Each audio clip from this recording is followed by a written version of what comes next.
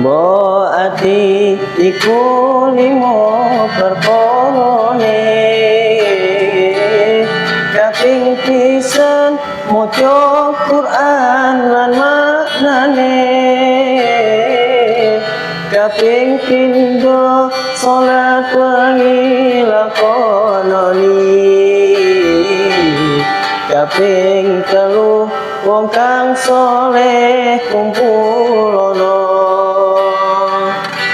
kaping papat kudu wedeng ingkang luwih, kaping limo zikir wengi ingkang suwe, salah sijine sapa bisa nglakoni.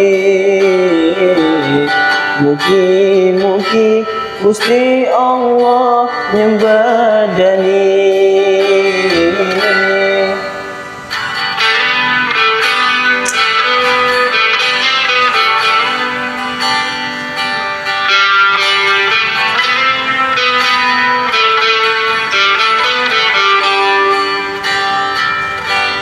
Salatullah salamullah ala Taha Rasulillah.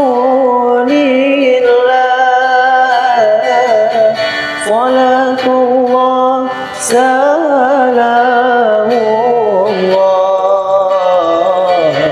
ala Yasin Habib